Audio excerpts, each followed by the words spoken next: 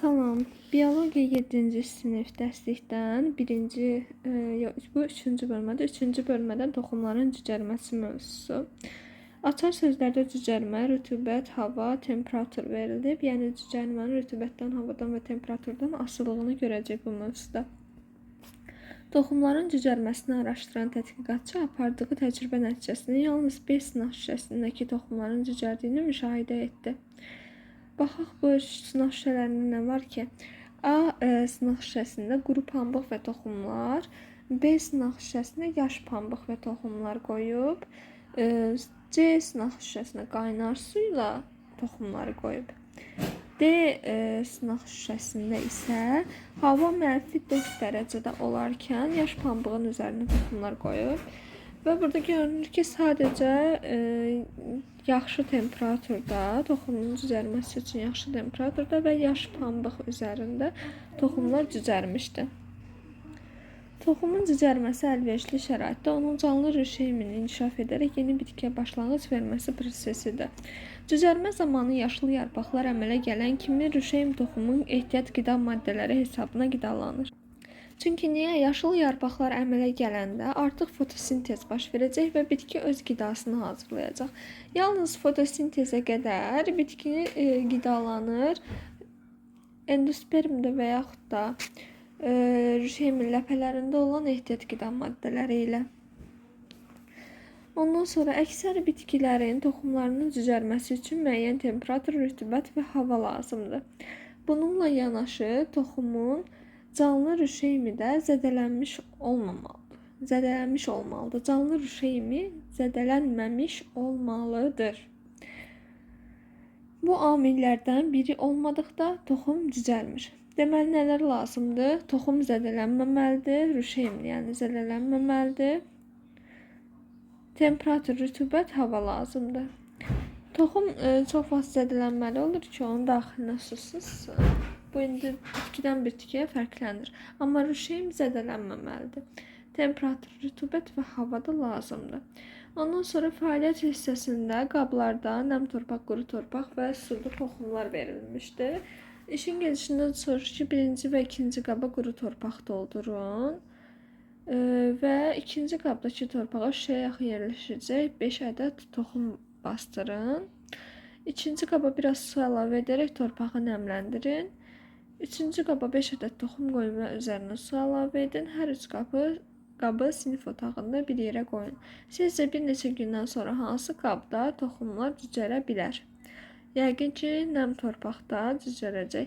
Əgər qablar qaranlıqsa, niyə nəm torpaqda cücərəcək, suda cücərməz? Çünki yuxarıda məlumat hissəsində verilmişdi ki, həm də hava lazımdır. Axı təkcə su olarsa, burada hava olmayacaq. Əgər qablar soyuducu saxlanılırsa, toxum cücərərmi? Cücərməz. Onu da yuxarıdakı məlumatda da görürük ki, -4 dərəcədəki toxumlar cücərməmişdir. Toxumlar cücərərkən bir sıra ardıcıl proseslər baş verir. Toxum əvvəlcə suyu udaraq şişir və sonra onun qabığı çatlayır. Cücərməkdə olan toxumda ilk olaraq rüşeym kökçüyündən əsas kök çıxır. Deməli, toxumun qabığı çatlamadan suyu udur, şişir və bu şişmə nəticəsində toxumun qabığı çatlayır.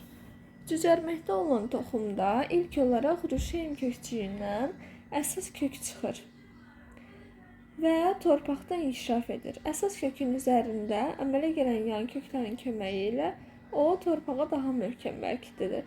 Rüşeym gövdəciyi əksər hallarda rüşeym kökçüyündən sonra xaricə çıxır. Rüşeym tumurcuqdan əsl yarpaqlar inkişaf edir.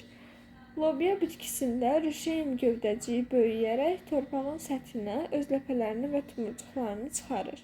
Qarğıdalı toxumu cücərərkən rüşeym gövdəciyi zəif inkişaf etdiyi üçün ləpə torpağın üzərinə çıxmır. Deməli, burada nə nəticəni almış olduq? Əgər gövdəcik inkişaf edirsə, ləpələr yuxarı çıxır. Buradakı şəkildə lobyanın məsələn ləpələri görünür ki, torpağın yuxarısına çıxmışdır. Amma qarğıdalı toxumunda isə görürük ki, heç vaxt ləpə yuxarı çıxa bilmir. Çünki gövdəcik deməli ki, bunda yaxşı inkişaf etməyib. Düşün, müzakirə et, nə üçün toxumlar yalnız Yox, nə üçün toxumlar kağız paketlərdə və ya anbarlarda uzun müddət cücərmədən saxlanıla bilir? Kağız paketlərdə kağız nəmi özünə çəkdiyi üçün nəm olmur və anbarlarda da xüsusi şərait qoyurlar ki, orada cücərmədən saxlanılsın. Hər hansı bir cücərmə üçün lazım olan amil, məsələn temperatur, rütubət, hava, bunlardan biri əlverişsiz şəraitə keçilir və bunun sayəsində də toxumun cücərməsi dondurulur ki, toxum cücərmir. Cücərən toxumlarda həyat fəaliyyəti sürətlənir. Onlarda rüşeymin qidalanması və tənəffüsü güclənir. Bütün bunların nəticəsində istilik ayrılır. Toxumlar cücərərkən istiliyin ayrılması müşahidə etmək olar.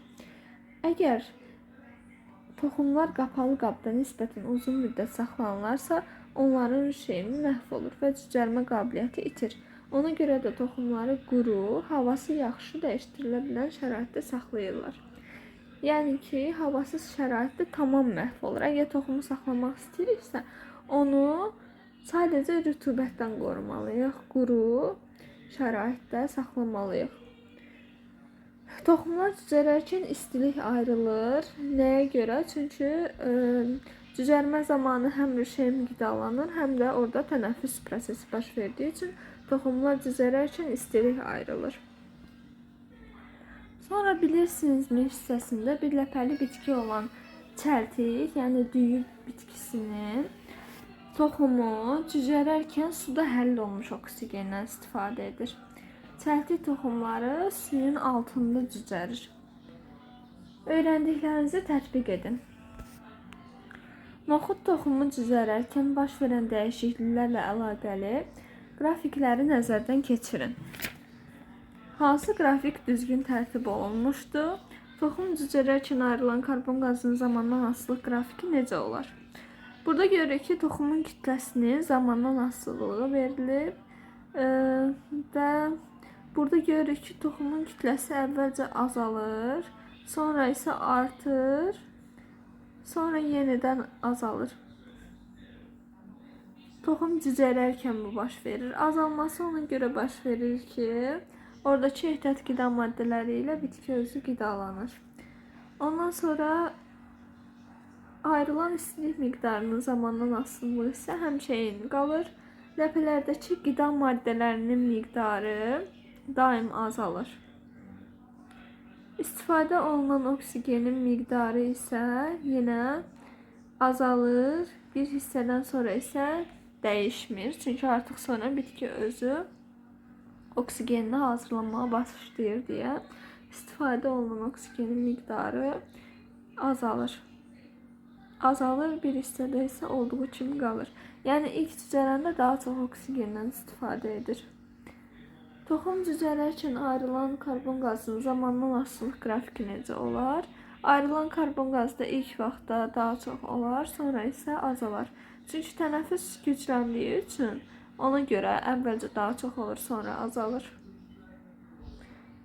Sonra öyrəndiklərinizi tətbiq edin. Toxum cücərərkən rüşeym köksüyü və rüşeym tumurcuğundan bilavasitə nə inkişaf edir? Rüşeym köksüyündən əsas kök, rüşeym tumurcuğundan əsl yarpaqlar inkişaf edir. Şəklə əsasən hansı mərhələlərdə toxumun ləpələrində daha az ehtiyat qida maddəsi olduğunu söyləmək olar? Deməli, ehtiyat qida maddəsi zaman keçdikcə azalır, onu bilirik və deyir ki, daha az hansında daha az olacaq. Toxumun ləpələrində daha az ehtiyat qida maddəsi olacaq. 4-cü hissədə və 5-ci hissədə artıq toxumdan tamamilə qidalanıb bitirdiyi üçün 5-cidə daha az olacaq. Qaynar suya salınmış toxumlar nə üçün cücərmir? Çünki həm o havasız şəraitdə qalıb, həm də ki artıq tərkibində olan zülallar, bilirik ki, zülallar istilikdən sonra geri əvvəlki vəziyyətinə qayıda bilmir. İstilik verildikdən sonra zülalın strukturu pozulacaq qədər istilik verilibsə, artıq bundan sonra zülal əvvəlki vəziyyətinə qayıda bilmir. O da baxır hansı zülallar. Təbii ki də bütün zülallarda belə deyil, amma ki, yəni istiliyin təsirini deyirəm. Amma bitkidə olan zülallar artıq istiliyin, yəni toxumda olan zülallar istiliyin təsirindən strukturunu itirən zülallardandır. Bu mövzu da burada bitdi və bölmənin sonunda güvən materialını da bitirdikdən sonra indi baxacağım güvəndə əgər lazımlı olsa güvəndən də bu şəkildə göstərəcəm əvvəlcə. Lazım olmasa isə sadəcə güvəndən qeydləri özüm götürəcəm və güvən və dərsliyin qeydlərini birləşdirib əvvəlki bölmələrdəki kimi paylaşacağım. Sağ olun.